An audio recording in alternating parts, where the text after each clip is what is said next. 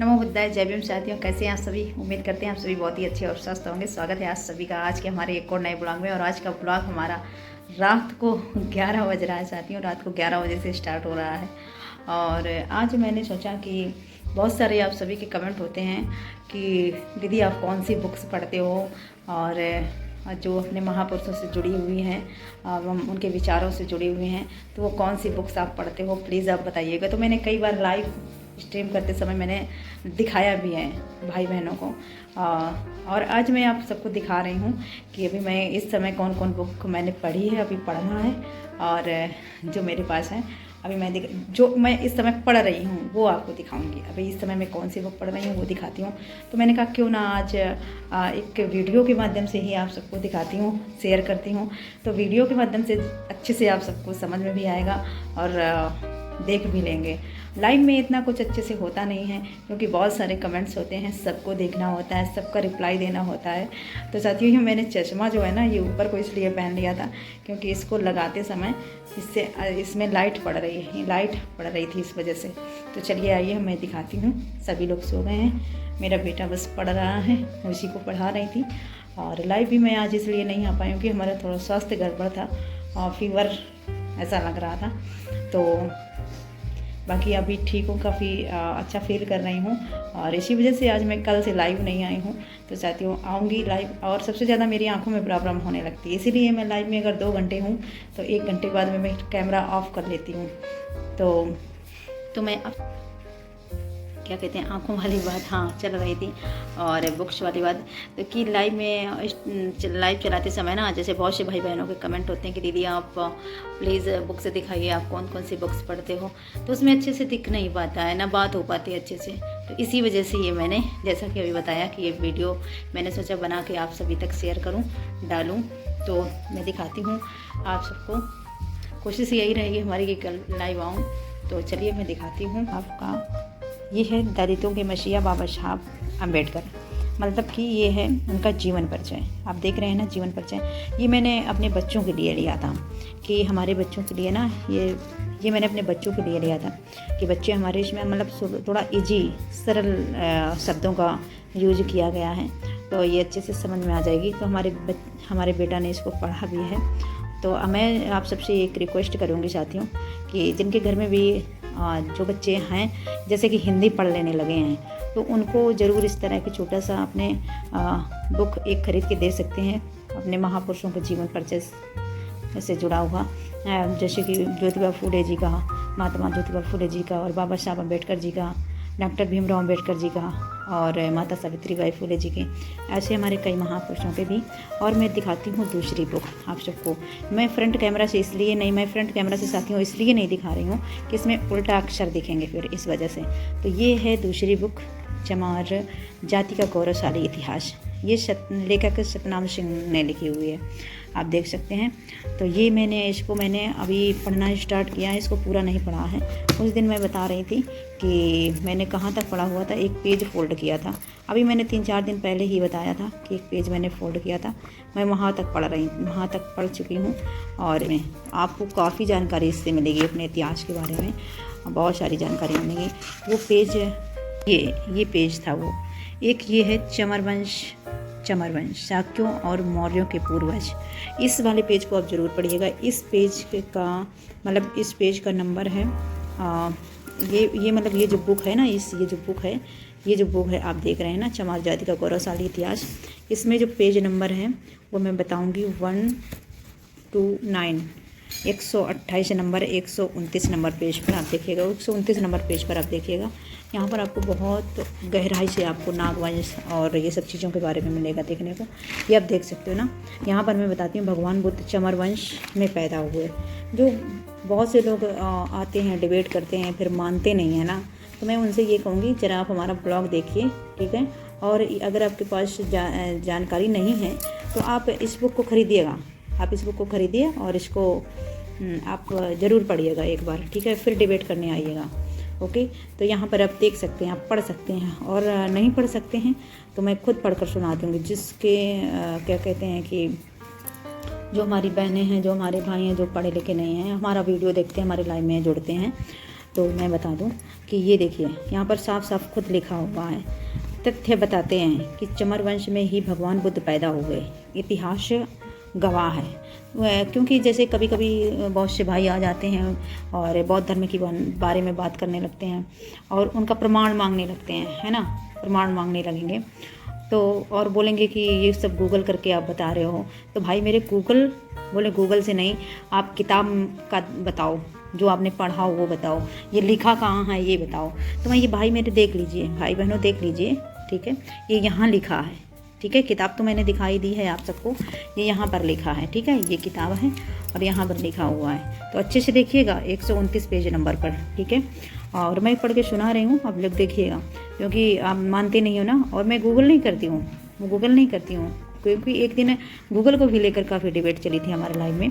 तो मैं ये बता रही थी, यहाँ पर देखिए, भगवान बुद्ध चमर वंश में पैदा हुए और तथ्य बताते हैं कि चमर वंश में ही भगवान बुद्ध पैदा हुए, इतिहास गवाह है कि भारत ने अभी तक बुद्ध से बड़ा सपूत पैदा नहीं किया। चमर टोटम को मानने वाले नाग थे, समझ रहे हैं ना आप लोग। वही भगवान बुद्ध के पूर्वजों की समाधियों की खुदाई में उनके साथ सोने के सर्प नाग रखे हुए मिले थे। नागों का भगवान बुद्ध से कई तरह का संबंध है। नागों के साथ ही चमर टोटमवादी मूल निवासियों को असुर भी कहा गया है, ठीक है। वहीं भगवान बुद्ध को भी हिंदू ग्रंथों में असुर कहा गया है। समझ रहे हैं ना, यहाँ पर आप समझिएगा इस बात को, ठीक है। हमने चमर वंशियों की चोर संज्ञा में देखा है कि आर्यों ने चोर का अर्थ विकृत किया है। यह चमर वंशियों का जन्म भाषा में एक पर्याप्त है। रामायण में बुद्ध को चोर कहा गया है, देख रहे हैं आप यहाँ पर, है ना। इसके अतिरिक्त भगवान बुद्ध की माता महामाया का वंश कोरी है। उनकी माता, अब इधर आ जाइए आप, ठीक है, उनकी माता क्या कहते हैं, उनकी माता द्वारा स्वयं कपड़ा बुनने का प्रसंग भी बौद्ध धर्म के प्राचीन ग्रंथों में आता है। अतः स्पष्ट है कि महामाया की कोरी जाति आज की कोरी जाति ही थी। यह कोरी जाति चमार जाति की उपजाति मानी जाती है। अतः बुद्ध चमरवंशी प्रमाणित होते हैं। जो कहते हैं कि वो तो अवतार थे, किनके अवतार थे? कृष्ण के अवतार थे। बहुत से लोग बोलते हैं कि विष्णु का अवतार थे, कृष्ण का अवतार थे, ऐसा सब ना जाने क्या क्या बोलते हैं करके ना हमारे वीडियो में। तो मैं आप देख लीजिए आप लोग, मैं इसीलिए ये बुक खोल के बैठी हूँ। भगवान बुद्ध स्वयं भी कहते हैं कि मेरा रिश्ता पूर्व बुद्धों से है। ये पूर्व बुद्ध सिंधु घाटी की सभ्यता में प्राप्त होते हैं। इन तथ्यों से प्रमाणित हो जाता है कि भगवान बुद्ध का जन्म चमर वंश में ही हुआ था। चमर टोटम को जानने वालों से ही शाक्य कुल की एक शाखा निकली थी। इस प्रकार चमर टोटमवादी वंश को भारत का सबसे महान सपूत पैदा करने का श्रेय भी प्राप्त है। ठीक है, अब आप समझ रहे होंगे, समझते चलिएगा। इस विषय पर डॉक्टर नवल वियोगी जी लिखते हैं। क्या लिखते हैं आप लोग पढ़ लीजिएगा, मैं भी पढ़ रही हूँ साथ साथ में।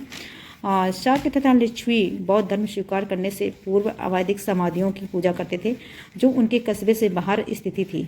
शिल्प के धंधे तथा हथियारों का प्रयोग जानना उनके लिए आवश्यक था, जिसके कारण राजकुमारी यशोधरा की सिद्धार्थ बुद्ध के साथ शादी की मनाही कर दी गई थी। इसमें तो बहुत सारा है, मैं आपको कितना पढ़ के सुनाऊंगी, इसमें तो बहुत सारा दिया हुआ है। बाकी आप सब देख सकते हैं। मेन पॉइंट जो इस पेज का था, ये पेज बहुत मुख्य है, इसलिए मैंने आपको बताया। ठीक है, आप बाकी डिटेल आप पढ़ सकते हैं, बुक से ये परचेस कर सकते हैं। और इसमें एक और दिया है, चंद्रगुप्त भी चमरवंशी, तो इसको भी ज़रा पढ़ लीजिएगा आप लोग, क्योंकि मौर्य वंश से भी लेकर बहुत सारे सवाल होते हैं, बहुत ज़्यादा। अब मैं दिखाती हूँ आप सबको दूसरी बुक, है ना। यहाँ हमारे बेटा बैठे हैं अपनी मैथ लेकर के, और आप लोग देख सकते हैं। करो, डू इट फास्ट। ठीक है, बहुत रात हो गई है, 12 बजने वाला है साथियों। और यहाँ पर अब मैं ले चलती हूँ आपको, ये एक बुक है डॉक्टर BR अम्बेडकर द्वारा लिखित, हु आर द शूद्र ग्रंथ का हिंदी अनुवाद। ठीक है, शूद्र कौन थे, एक ये बुक है। ठीक है, ये मैंने अभी मंगाई हुई है 1-2 दिन पहले ही, इसको मुझे पूरा पढ़ना है। ओके, तो इसको मैंने भी नहीं पढ़ी, ये दो आप लोग भी परचेस कर सकते हो। ये 2 बुक्स मैंने आपको दिखा दी हैं, एक ये हो गई और इसको मैंने आधा पढ़ लिया है, और ये भी बिल्कुल नई है, इसको नहीं पढ़ा हुआ है मैंने। और एक ये है हमारे पास, भगवान बुद्ध और उनका धम्म। ये तो हमारे भीमराव अम्बेडकर जी ने ही हमारे ये भी लिखी थी बुक, जो क्या कहते हैं कि शायद ये सबसे लास्ट बुक ही थी इनकी, जय भीम जय भीम। ये देखिए, जय भीम भाई जय भीम सभी साथियों को। इस बुक को भी मैंने काफ़ी पढ़ा हुआ है, बस ये भी मुझे पढ़ना है क्योंकि टाइम भी बहुत कम मेरे को मिल पाता है। आप लोग समझ सकते हैं, जिन जिन भाई बहनों को हमारी लाइफ स्टाइल के बारे में पता है वो लोग समझ सकते हैं। तो ये 2 बुक हो गई, एक ये तीसरी हो गई, भगवान बुद्ध और उनका धम्म, ये देख सकते हैं आप। तो इसको भी अभी मुझे पढ़ना है, इसको मैंने भी बहुत कम पढ़ा है। इसको मैंने काफ़ी मतलब आधा से कम ये इसको पढ़ा है और इसको मैंने आधा पढ़ लिया है। और ये जो है ना, ये तो बिल्कुल नई ही है, इसको तो मैंने अभी ओपन ही किया है, पढ़ना अभी बाकी है साथियों। तो ये 3 बुक्स हो गई हमारे पास। और एक ये जो पत्रिका मैं आप सबको दिखा रही हूँ, ठीक है। और ये बच्चों वाली जो बुक मैंने बताई थी, ये ज़रूर आप परचेज़ करिएगा, जिसके घर में बच्चे हैं उनको ज़रूर पढ़ने को दीजिएगा। और ये पत्रिका जो मैं दिखा रही हूँ, बुद्धियान, ये पापा को हमारे आती है, ये आती है हमारे पापा के लिए। हर 3 महीने में एक पत्रिका आती है उनके मिशन की तरफ से, उनका जो मिशन है एक वो आती है। तो इसमें जहाँ जहाँ पे उनके कार्यक्रम रहते हैं वहाँ के भी पिक्चर्स होते हैं और बाकी बुद्ध के बारे में जो है वो सब इनमें दिया हुआ है। और पीछे जो है ना, ये दिया हुआ है जहाँ जहाँ पर उनके प्रोग्राम वगैरह होते हैं, रहते हैं, शिविर वगैरह, वहाँ के बारे में दिया गया है। ये देखिए, गुजरात के बारे में दिया गया है कि इस तरह मनाई गई। और ये छत्तीसगढ़ के बारे में भी दिया गया है और ये कानपुर के बारे में ही दिया गया है, कानपुर में बुद्ध पूर्णिमा का आयोजन। तो कानपुर में तो पापा जाते रहते हैं, बाकी कभी कभी दूर नहीं जा पाते हैं क्योंकि स्वास्थ्य को लेकर उनके भी थोड़ा इशू रहता है, हार्ट पेशेंट हैं इस वजह से। और तो अब आप लोग समझ ही गए होंगे। अब आप लोगों के शायद जो वो थे ना, क्या बोलते हैं कि काफ़ी कमेंट्स थे, आप लोगों के जो प्रश्न थे उनके जवाब आप सबको मिल गए होंगे। दिखाओ, तो ये रही बुक्स और ये हमारा छोटा सा ब्लॉग आप सबको कैसा लगा, ठीक है। कमेंट्स में ज़रूर बताइएगा। और काफ़ी शायद आपके सवालों के जवाबों का हल हो गया है आज इन बुक्स को लेकर के, तो ठीक है। तो मैं सभी साथियों से, सभी भाई बहनों से यही गुजारिश करूँगी कि अपने महापुरुषों को पढ़िए, उनको पढ़िए। मेरी कुछ न्यू बुक्स थी वो मैंने आप सबको दिखाई हैं क्योंकि ये हमारे इसी अलमारी में रखे रहते हैं यहीं पर। ये छोटे छोटे भी हैं, इस वजह से ये मैं यहीं पढ़ती हूँ, यहीं पर वीडियो वगैरह बनाती हूँ, यहीं पर लाइव आती हूँ जहाँ हमारे सभी महापुरुषों की तस्वीरें हैं। तो ये बुक्स भी हमारी यहीं रखी रहती हैं, यहीं पर ही रखी रहते हैं जब पढ़ना होता है, इसलिए यहाँ पर। बाकी बुक्स दूसरे रूम में रखे हुए हैं। तो ये जो बुक है तो ये ज़रूर पढ़िएगा क्योंकि इन्हीं बुक्स को लेकर के ज़्यादा कमेंट्स थे। ये जो आपकी अलमारी में बुक रखे हैं ये कौन कौन से हैं। और ये मैंने एक दिन लाइव में दिखाई भी दी, जो चमार जाति का गौरवशाली इतिहास है ना, ये बुक्स मैंने एक दिन लाइव में दिखाई भी थी। तो साथियों, अब हम वीडियो को कर रहे हैं यहीं पर समाप्त और फिर मिलती हूँ आप सबको नेक्स्ट वीडियो में। वीडियो अगर अच्छा लगा हो तो लाइक कमेंट शेयर ज़रूर करें और चैनल पर अगर नए हैं तो चैनल को सब्सक्राइब जरूर करिएगा और बताइएगा कि हमारा छोटा सा वीडियो प्यारा सा कैसा लगा। और ऐसे वीडियो देखने के लिए मेरे चैनल को जरूर सब्सक्राइब करिएगा, ठीक है। अपने महापुरुषों से जुड़े हुए वीडियो देखने के लिए हमारे चैनल को जरूर सब्सक्राइब करिएगा, लाइक कमेंट शेयर करिएगा।